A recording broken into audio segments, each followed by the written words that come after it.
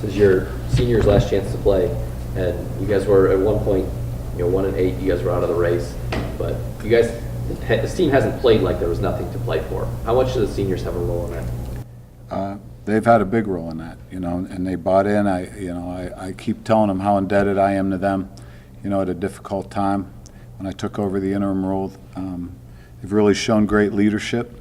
They've done everything I've asked of them. They've been great role models for the younger guys, and I challenged them. I said to them, you're not playing for a championship anymore. You're not playing for a bowl berth, but what you are playing for is Bowling Green football. And I said, all the success that happens here in the future, you can feel like the final 4 or 5 games of this season laid the foundation for that.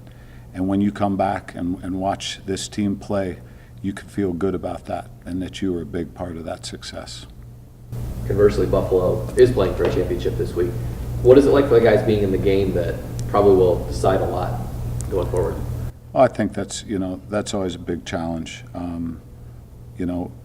They'll give us their best shot, but I know Coach Leipold very well. Worked with him at Nebraska, and I'm impressed with how his team plays week in and week out. And they were going to show up ready to play, regardless of the situation.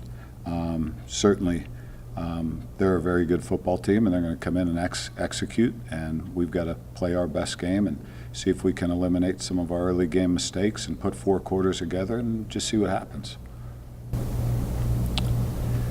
What do you think has been the biggest difference, Coach, over the last 4 or 5 weeks with the growth of this program and the success that you've had over the field? The energy, the energy on the team, the energy in the locker room. There's no quitting these guys. I've really seen them come together as a football team. One thing that, despite all the plays, the great plays that happened on the field on Saturday, one thing that really makes me proud is when the defense had their backs against the wall in the red zone, every offensive guy was off the bench and on the sidelines and jumping up and down and cheering them on. And when our offense was going on their drives and about to score, every single defensive player was engaged in the game. And you don't always see that in college football. And I think there is a unique feeling of familyness and togetherness that has resulted from all this, and very proud of that. And I think, like I said earlier, I think the seniors are a big part of that, coaches are a big part of that, and every player is just engaged and willing to go out there and do his role, whether it's one snap on kickoff or someone who's going to play every single day. These guys are preparing like professionals, and very proud of that. You get more and more guys involved in the game as well, both sides involved. That had something to do with, you think, I think so. I think that was something that, again, I challenged our coaches to do when I first took over was, we've got guys that aren't contributing, that should be contributors. Let's find a way to get them in the game. Let's find a way to get them involved. And certainly when you start spreading that engagement out across your roster, everybody gets excited. Everybody sees an opportunity, and everybody knows that effort and good practice is going to be rewarded with some playing time on Saturday. You've mentioned, especially after these last 2 weeks, being able to get wins, how happy you've been for the players and everything they've been through. Just how much of an effect have they had on you personally as a coach?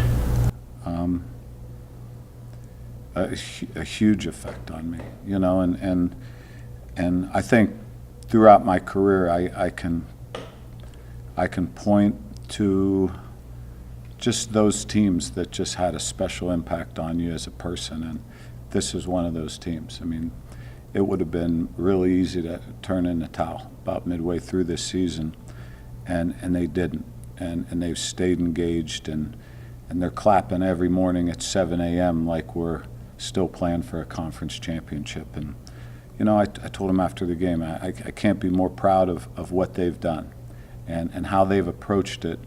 And it doesn't matter if they go on to play in the NFL or go on to work as an accountant. It really doesn't matter. The lessons they learned this season are going to carry through the rest of their lives, and they're going to have stories to tell their kids about how to face adversity and never quit. And just very proud of that.